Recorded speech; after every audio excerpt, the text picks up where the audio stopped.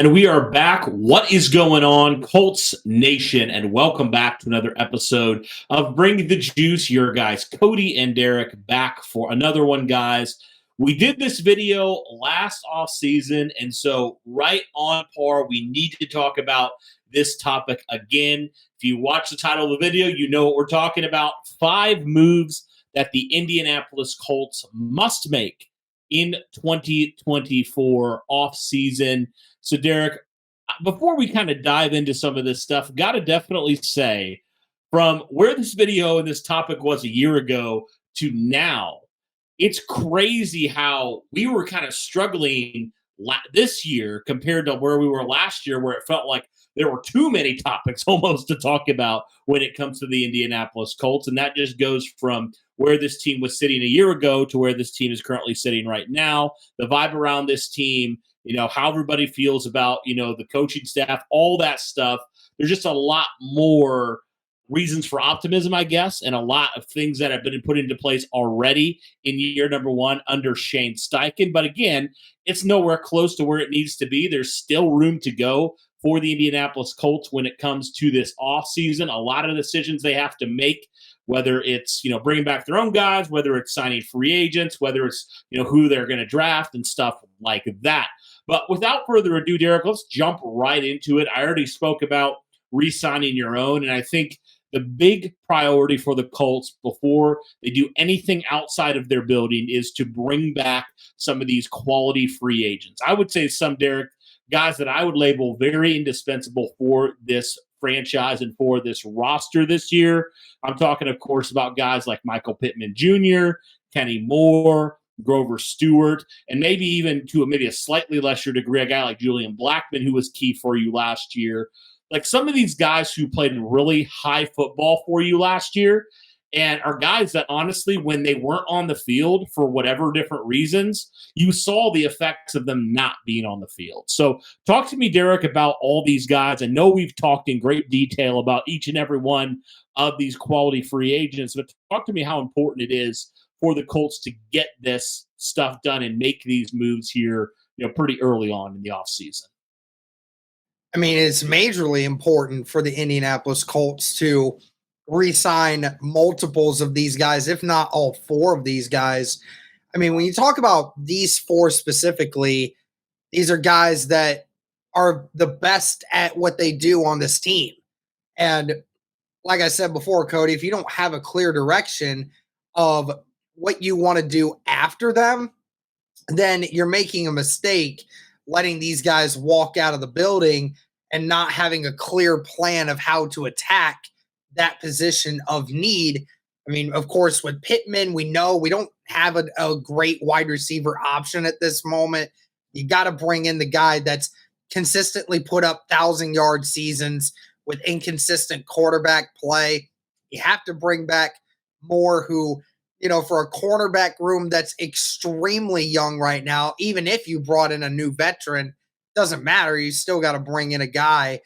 And, if you want to bring back Grover, who does an amazing job at stopping the run. And then, of course, Julian Blackmon, who, like I said, with this safety group, I mentioned it in a video just recently, don't have any safety option behind Julian Blackmon, which is going to bring up a point which we're going to bring up here shortly. But, for these 4 guys specifically, it just goes to show you how important they are in their roles for this team. Now, obviously, a lot of factors go into this, but of course, we're looking at if we had to make sure that these moves get done, it makes a lot of sense that these are bringing back your young core guys that really help keep this team glued together, both on the offense and on the defense. Right, and you mentioned it, and Grover Stewart's really the only one that, Kenny Moore's, 28? He's the second oldest. Grover's the oldest on this list, but, Pittman's going to turn 26. Julian Blackmon's going to be around that age as well, I believe. I think he's 25 right now. So, still guys that are extremely young and have played good football for you. So, makes a ton of sense to bring back these 4 guys. I think they have to be the priority. And then, obviously, with the other free agents, there are a few other guys you'd like to bring back, but I think if there's anybody you're choosing, these are the top 4 guys for sure for the Colts because of how successful they were and really how they're kind of the leaders in their room, like you mentioned. So absolutely the Colts need to bring these guys back, no question. And by the way, go check out our video on all those different players on the free agency list and stuff like that. We have a whole playlist for that. So if you haven't checked that out yet, be sure to go do so. All right, Derek, you mentioned it already, but the safety room for the Indianapolis Colts, right now it's interesting, Derek, because when we made the initial draft needs for the Colts, I didn't initially have safety in here, but I feel like the more I've thought about it this offseason, I think that need has risen a little bit more for me. Just because you talked about it. Julian Blackmon's a free agent. You don't know how things are going to go. Obviously, you'd love to have him back. But even so, free safety is wide open right now between 2 guys who are entering year number 3. Neither of them have proven at this point that they can be the long-term answer there. While you do like some things both these guys have done, Rodney Thomas did a lot of good stuff in his rookie season, and obviously Nick Cross has showed flashes as well. There still is a lack of consistency. And I think when you look, Derek, at this defense in general, you can point to that free safety position being one that was kind of in flux all season long. And it was kind of a weak point for this defense in a lot of different ways. Certainly, like I said, there were some flashes, especially from Nick Cross in 2023. But again, how much more valuable would it be for the Colts and how prudent would it be for the Colts to consider going out in free agency and potentially looking to sign more of a veteran presence in there at that free safety position and not just handing it to 2 guys who honestly neither of them have taken it, taken the position and run with it. So what are your thoughts on the Colts potentially going after some sort of veteran free agent when it comes to the free safety position? Yeah, outside of Blackman, you're kind of in a weird situation right now where you don't really trust what you have in the building, at least at this moment. I mentioned it in a video recently where, again, Rodney Thomas took a massive sophomore slump for sure.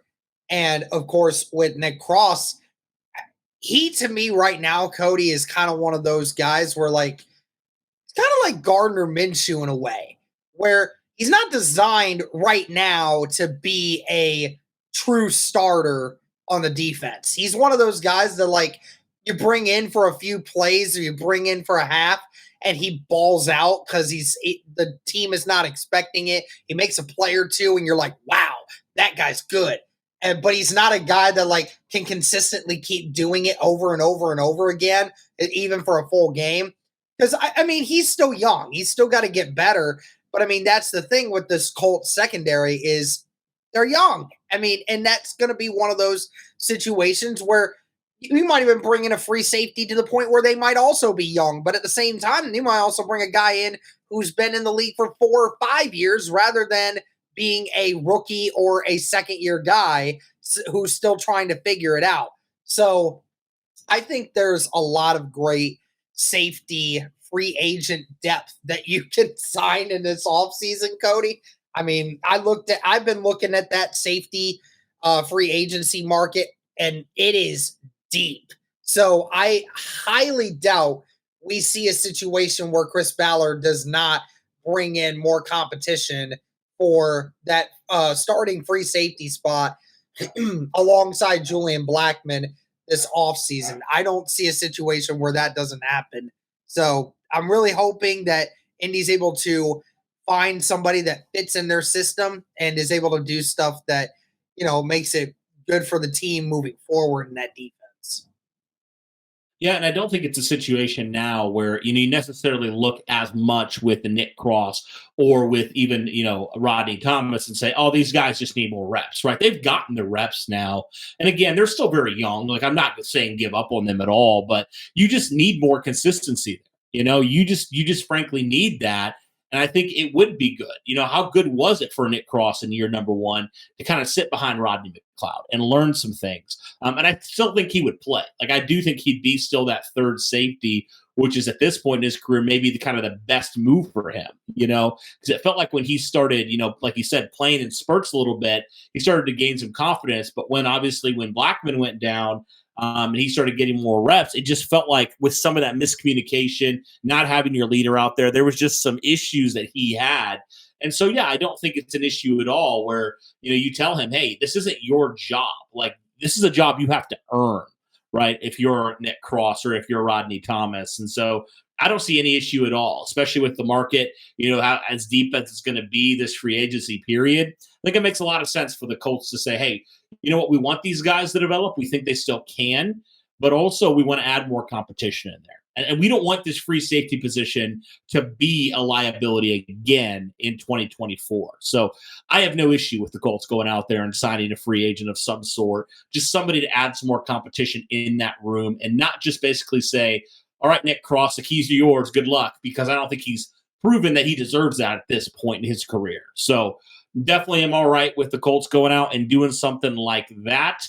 That was one thing that, Chris Ballard said in his end of the year presser, Derek, was, we need to stop the explosive plays on defense. And I think a lot of people have also said within adding, another safety, add some more corner depth, whether that's in free agency, whether that's in the draft, just get more competition in there. Derek, it was interesting because when I thought back on the 2023 draft, right, the Colts had, I think it was 12 picks in total, 1/3 of those picks were all DBs, right? And only 2 of the 4 guys played significant snaps for the Colts, right? It was, Juju Brents and then obviously Jalen Jones as well.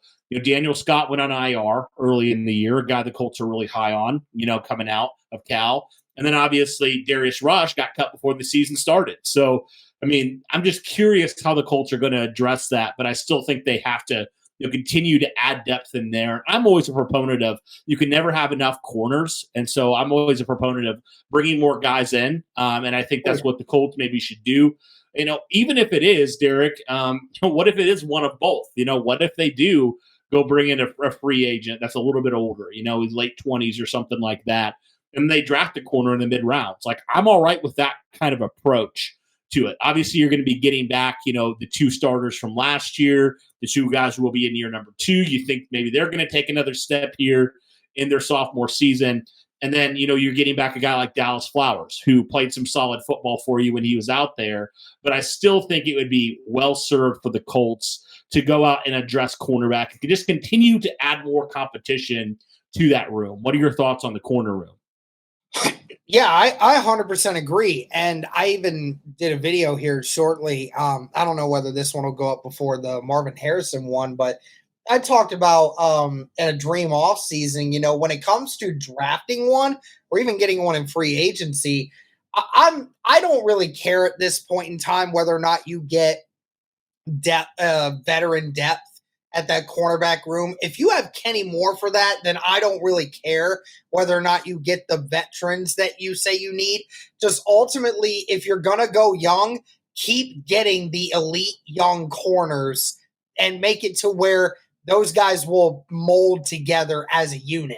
Because you already feel confident in Juju Brents to figure it out. Jalen Jones, with maybe another year or 2, maybe turns into a solid backup corner. And all these things being considered. But, I am a big component of if Indy wants to attack the cornerback room once again in the first round and solidify the secondary for this team, then I'm a huge proponent of it. If you don't feel like you can get an offensive weapon to improve the team through that way, then I'm all for it. Go and get some other guys that help with that, because I feel like if you're able to get another really good corner for yourself, you have some solid depth that you feel very confident in, right? Dallas Flowers, if he ends up being another depth piece, I'm very happy with Dallas Flowers being a depth piece. Jalen Jones, I'm very happy with him being a depth piece. I feel like we would have some really good depth on our secondary, especially the cornerback position, if Indy were to get one more solidified number 1 or number 2 corner on this team on the outside. If you do that, then Indy's going to have a really good secondary moving forward. so long as it doesn't get decimated by injuries like we saw last year. Right. And that was obviously a lot of crazy situations happening at once. Derek, I would almost take it a step further and say, I think you could find a solid, number two corner in, the mid rounds with how good Chris Ballard has typically been at finding corners, especially it feels like later on, he's had some decent success, finding some guys that can play some quality minutes for you. Obviously there's some misses in there, but again, there's some hits. Isaiah Rodgers was a 6th round pick, and you found him, and he would, he's a really good player when he's not doing dumb things, right? And so, I really do believe that you could find a guy on day number 2 that could go out there and compete. I really do believe that with how well you've drafted corners. Now, obviously, if you're sitting there, at pick number 15 or whatever it is, and there's the best player out there's a corner, you take best player available. But I'm just saying, I think that you can also find some quality guys there in the mid rounds for this cornerback room as well, and just continue, like I said, to add competition in there, and knowing that, man, if you just continue to attack that every single off season, like eventually you're going to find some guys, and you've already feel like good about at least one of your outside corner positions, and solid, I think, about the other one right now. But you're right. If you get another, number 1 or number 2 corner to pair alongside Juju Brent on the outside, I think you feel really good about that. So really just looking forward to how they address that. I think they need to address it. While I wouldn't probably call it like a top need necessarily, Derek, I do think it is a need. I think the Colts need to address it in some way. And obviously, won't be upset if they draft a corner in round number 1, because it is a need. But it'll just be interesting to see how they go about that and approach that. But definitely the Colts need to figure out some things in their young secondary, no doubt about it. Now, we talked about explosion being prevented on the defensive side of things, Derek. Let's talk also about just some explosion to this offense. Now, obviously, Chris Ballard said it, in his end-of-the-year presser. Anthony Richardson, when he was on the field, the Colts were one of the, more explosive offenses in the NFL. Yeah, there's no question about that. But again, Derek, I always go back to support your rookie quarterback, or your young quarterback. I guess in this instance, not a rookie anymore, but support your young quarterback no matter what the cost. Because, Derek, you can figure out other positions, right? You can figure out corner. You can figure out whatever it is. But I think the biggest thing is, if you don't support your rookie quarterback, he's going to have his struggles, right? And he's going to have to raise everybody to another level, right? What if you give him some elite talent that helps take that pressure off of him? The Colts already have an elite running back in Jonathan Taylor. They already have a really good wide receiver in Michael Pittman. They got a guy in Josh Downs who obviously had a really tremendous rookie season. Alec Pierce does some good things when he's running deep and stuff like that. But you just feel like, Derek, if you could get like that guy on the offense for the Colts, that guy that keeps defenses up at night, how tremendous would it be for the Colts to have a legitimate weapon that teams fear and teams have to game plan for? And it doesn't matter how much they game plan for this player. This player's going to have hits. I feel like it's been forever since the Colts have had a guy like that. I mean, probably T.Y. Hilton in his primes, the last time that's happened for the Colts. So do feel like the Colts need to get more explosive when it comes to the offense. Now, certainly Richardson will help in that, but hey, why not even more explosion, on this offense? That's something that Ballard really said he wants the Colts to be better at. He acknowledged that Richardson does bring that, but also the Colts need to continue to get better in that department. So talk to me about the Colts adding some more explosive pieces here to their offense and making it even more deadly in 2024. Yeah, no doubt that Anthony Richardson was one of the big missing keys to this offense last year. I mean, with that athletic ability that he has and the ability to throw the football 60 yards at whim, I mean, it's just one of those things where it opens up everything on the field. And because of Anthony Richardson's ability to throw the football deep, teams have to respect that. And they can't crowd the middle of the field anymore like they did with Gardner Minshew. And also at the same time, because of his ability to run, you then have to start worrying about his ability to move. And then that opens things up downfield. So it becomes a lot more difficult for defenses to plan against Anthony Richardson because of his abilities that he has. Now, of course, just because you have Anthony Richardson, we all feel confident that next year, Anthony Richardson, if he can play a full season, will begin to develop a lot of these skills throughout the year. But it certainly is never a bad thing to bring in more elite talent. Now, of course, we're also missing an elite talent this last year in Jelani Woods. We can't forget that. We'll have to see how he feels this year coming off of that chronic hamstring situation that he was dealing with. But again, if we can get him back, and then if you go into the draft or go into free agency and you get another athletic weapon that can open the field for Anthony Richardson, then you're just playing with house money. I mean, literally, you're playing with just such an athletic freak of nature. Anthony Richardson being the way he is, you already have Jonathan Taylor in the back of field, so people have to respect that. And then if you can just find another weapon that can make teams fear you, I'm not even worried about a deep threat, Cody. I mean, we have Alec Pierce, and I feel as if he will definitely increase it as Anthony Richardson is throwing him the football.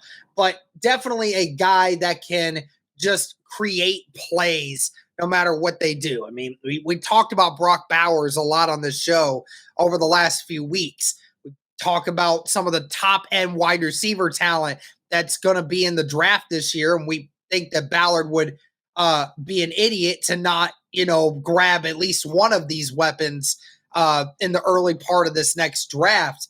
I mean, there's a lot of different ways you can approach it, but no doubt that, I feel good about the weapons we have, Cody, and I'm sure that you do too. If you bring back Pittman, you have Pierce, you have Downs, and then you have Jelani Woods coming back, hopefully. You feel pretty confident in that unit to be able to make plays, but at the same time, it is never a bad idea to keep bringing in more elite talent, and that is certainly what Indy needs, just someone to help this offense take it to the next level.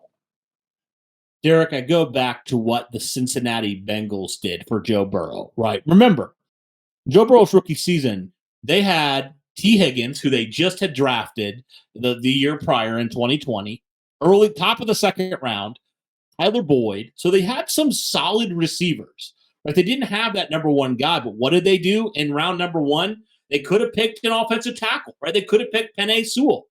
But what did they do? They went after the elite talent in Jamar Chase. They in their mind, Jamar Chase was going to change the way that team, that offense really, functioned. And we saw it from day one, the impact, no doubt about it. Now, again, you can argue, Joe Burrow has not had the greatest offensive line. Okay, I understand that. But also you look at that, Derek, and you say, man, if the Bengals, with how much talent they already had, felt it necessary to surround their young quarterback with all the elite talent that they could find, right? How much more should the Colts be doing the same exact thing, right? And the Bengals, we saw what happened with Jamar Chase. The Bengals were Super Bowl contenders very quickly, right? So what happens when you have that elite talent, right? Because again, Derek, if the Colts are wanting to play in January, some of that elite talent's going to have to break through. Right, you're going to have that guy that can beat the double coverage. You're going to have that guy that can go up there and make a play, right, when it matters, right? And I don't feel like the Colts have had that in a while. They haven't had that number one guy that can go just completely off in a playoff game. Again, haven't been in the playoffs a whole lot, but still, like if you can add an elite talent, if you can add a guy there in the draft or get a guy in free agency that takes your offense to the next level, I think it's 100% worth it. I do feel like it's 100% worth it. And can you imagine, Derek, a scenario where the Colts were able to get a number one talent or some more talent at wide receiver and tight end? Can you imagine how much that would help Shane Steichen? How happy Shane Steichen would be with just giving him as much talent as you can possibly give him. Think about that, Derek. This man was working with a backup running back for the majority of the year, a backup quarterback for the majority of the year, and still had the Colts offense humming. So I just think, man, give him all the talent, let him figure out how to scheme it. And if you're Ballard, you feel like I've given him all we can give. Good, great, awesome. Let him go to work, man. Let him do what he does. You hired this guy, give him talent. Give him everything he needs to succeed. Give Anthony Richardson, who we've talked about, the sky's the limit for this guy. Give him all the elite talent he needs at this point. And I think those are the ways, Derek, where at the end of the day, like, we can have a great head coach, but at the end of the day, talent wins out, doesn't it? Talent speaks for itself. And if the Colts can have that talent with the head coach we think Shane Steichen is and can be, I just have this feeling, man, that that's going to be what it takes. And it's going to be something that's very uncharacteristic for Chris Ballard. But I do think that's what it's going to take, Derek, is for the Colts to take some swings this offseason and truly say, we're all in with Anthony Richardson, right? You can't be half in and half out, right? You can't be like, we're all in, but we don't want to spend this money. Or we're all in, but we don't want to draft this, or we're going to trade down, or whatever. You know, if there's a guy that you identify in the draft, you go and get that guy. Do you think he can change your franchise? You go and get that guy, right? Yeah. Whether that's free agency or in the draft. So that's kind of my thoughts, Derek, when it comes to the Indianapolis Colts getting an explosion on their offense. If that guy's there, I don't think you overthink it. You go for it. Yeah. Oh, 100%. Yeah. You got to bring in whatever talent you can on that side, man. Just you think that you got the right one in Anthony Richardson, go and get as much talent on that side as possible. Just make this the offense that, that Peyton Manning and Andrew Luck would be proud of. All right, cool. Well, let's continue, Derek. The next one that we want to talk about here, I already kind of mentioned it a little bit, but talking about that number one pass rusher, right? The Colts, while they did set a franchise record in terms of sacks, you look at some more numbers, you deep dive into it, you look at the things like pressure rate, where the Colts actually weren't a top team when it comes to getting pressure after the quarterback, right? Their top pass rusher was, Samson Ebukam, but again, he was a guy that I think you look at him and you say he's probably more of a 2 when it comes to pass rushing. Not that I think he had a great season, don't get me wrong, but he's not at the level of some of these other number one pass rushers, right? And so kind of similar to pass catcher in a way, ironically, I do feel like you still lack that true difference maker, like that true number one guy that teams fear. And I think this is the offseason for the Colts to potentially do that, because there's some guys potentially set to hit free agency that the Colts could seriously, bring on their team to really just continue to add to that defense, right? And really kind of be the final piece to this pass rush that has a lot of young guys, has some talent, certainly. You've invested a lot in this group, but it still does not have that number one guy on the edge, right? And you feel like if you were able to get that number one guy on the edge, you don't have to worry about pass rush anymore. Like, you can be done with pass rush. If he's truly the number one guy, you feel really good about him and Samson Ebukam on the edges. I mean, you really do. So do feel like it's definitely a need, and we saw kind of the lack of that number one guy kind of rear his ugly head a little bit in the final couple games of the season for the Colts. I think was part of the reason why the Colts, ultimately didn't make the playoffs, because they could not get the pressure when it mattered. So what are your thoughts here on the Colts potentially adding that number one guy when it comes to getting after the quarterback from the edge position? This probably will end up being the hardest thing. If Indy wants to make it happen, is probably going to be the hardest thing that Indy's going to be able to do, because if you even draft one, you're still taking the opportunity that this person may not pan out. In fairness to Chris Ballard, he's not been great at selecting defensive linemen in the draft. So, that's been a somewhat of a weakness for Indy over the last several years. But when you look at just who's going to be in free agency, right? Very few options for you there. And who knows if Indy feels like Ebukam's going to take the next step next year, or even if Kwity Paye might have a chance at it. I think Cody and I have had the same feeling about Kwity Paye over the last few years. Just at the end of the day, you're right. There is no true number one for Indy right now. Ebukam and Kwity Paye finished with roughly the same sack numbers. Dio Dangbo and DeForest Buckner were right behind them. So there really isn't anyone that sets themselves apart. And that is something that Indy desperately needs to try to figure out. Because, like you said, the sack numbers are good, but the overall pressure numbers are just not good enough. It's not consistent enough, one, to be able to impact the game the way you want to, but secondly, in order to be able to even run the defensive scheme that you're trying to run. The defensive scheme that you run relies upon your front four to get consistent pressure on the quarterback, which is something that Indy's team just doesn't have. It's why sometimes, Cody, we have these games where Indy will go through these stretches where 2 or 3 games, it feels like they never touch the quarterback. And then a game after, they're just on the quarterback every other play. Every other play, it looks like they're just nailing these quarterbacks, which is basically where a lot of these numbers come from when it comes to Indy. There's some games they absolutely dominate, and then there's some games they just flat out disappear.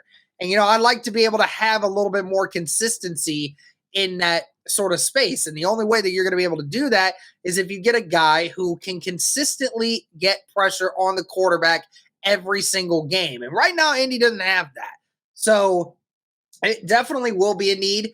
And like I said, it's something that you must make. It's kind of hard for that because, it's the defensive end market, in and of itself, is very hard to determine. And who knows what's going to happen there. But, we mentioned it. I mean, I don't know whether or not Ballard feels that it's a need, but I know you and I definitely understand it. And I think a lot of other people are understanding it as well, that you do need to figure it out on that defensive line. Someone needs to take the next step.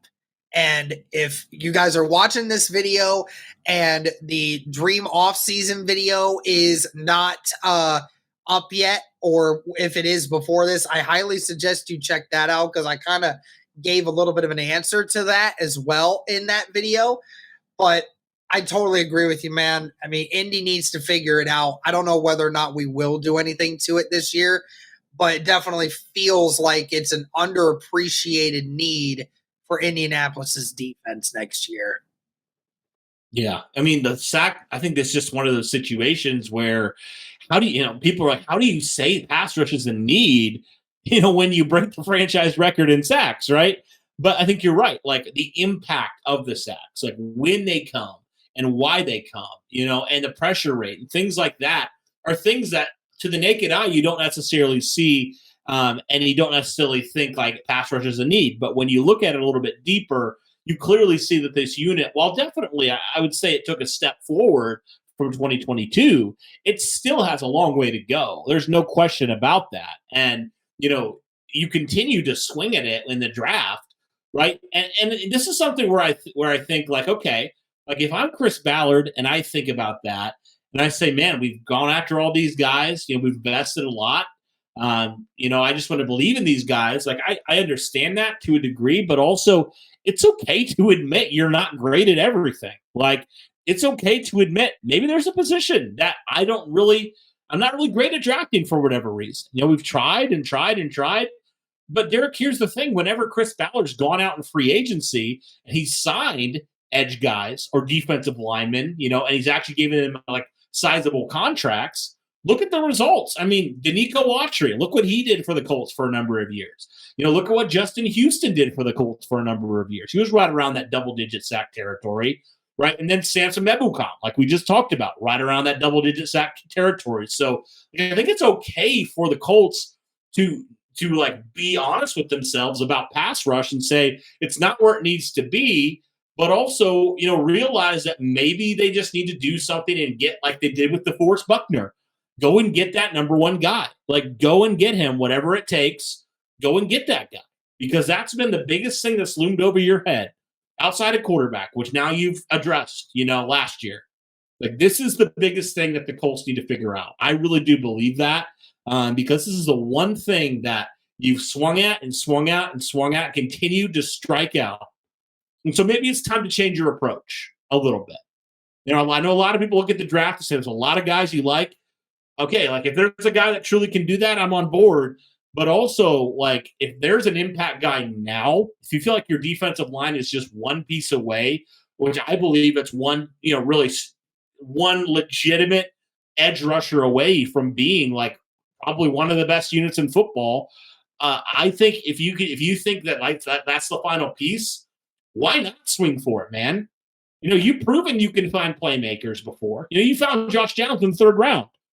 But that's the one thing I feel like you look at and you say, you have consistently not done that. You haven't. You just really have not done that when it comes to the draft. And that's okay. Like, it's okay to admit that, that you're not perfect. There's not every position you draft well in. But I think it would be wise and prudent for the Colts to change their approach. I do think when it comes to edge rush, because the one approach that they've taken, like I said, with free agency, they've had success. So why not continue the approach that's worked and not try to go back to or ignore, the clear and obvious place that you're weak in. So that's just my thoughts on it. Yeah, absolutely. I mean, there's nothing wrong with trying to change things up and, make it to where you're in a situation where you can better benefit your team right now. I mean, again, the approach to trying to draft defensive linemen has just not worked for Ballard. It might be time to pull the trigger on somebody in free agency, even though defensive ends that are elite very rarely hit the open market. But maybe it's time. Maybe it's time to do something like that. But at the end of the day, something needs to be fixed on it for sure. Yep. And like I said, say maybe with wide receiver, right? It's like maybe it's time to take a swing in some way. Whether it's this offseason, whether it's next. Like, I do feel like it's time to do something different. So it'll be interesting to see how they approach that. Derek, the last thing I had here for the Colts, kind of the fifth thing, if you will, is really just depth purposes. I would say the Colts need to just get some other guys that can play some quality minutes if need be. So I'm thinking specifically another run-stopping one tech behind Grover Stewart. A guy that actually is really good against the run in some capacity or can give you quality minutes or at least is an upgrade from what you had a season ago, right? I'm thinking like that, a backup slot corner. If Kenny Moore ever goes down, you really don't have a plan right now for what you're going to do there. You'd probably have to shuffle a lot of guys around. It just wouldn't be that great. And then, I'm trying to think of any other ones, but I know there's some other positions that you could probably afford to just find some quality depth in. So I think that's something the Colts just need to do as well, specifically in some of those positions where you say, hey, some of these players last year, when they went down or they had to miss time, you really suffered for it. I think it'd be wise for the Colts to just, have some insurance back there in certain ways. So that's kind of what I have, man, for the 5 moves the Colts must make this offseason. You have any other thoughts when it comes to this? No, I mean, like you said, with the depth purpose, I mean, yeah, no doubt. You want to get better depth. You want to fill in some of those positions that, was definitely a struggle for the team this last season. So all in all, I think we covered all the aspects, man. It's time for Chris Ballard to just make those moves happen. Absolutely. So, guys, let us know your thoughts on the 5 moves we believe the Colts should make this offseason. Do you agree with our list? Are there some other needs that maybe you would address if you're the Colts? Is there a need that maybe we said is a need that you don't feel like is a need? Let us know all those things in the comments below. If you're still hanging out with us, be sure to smash that like button, turn on subscribe, all that good stuff. You know what to do there. But other than that, that will do it for this one, guys. Thank you so much for tuning in. And as always, guys, go Colts.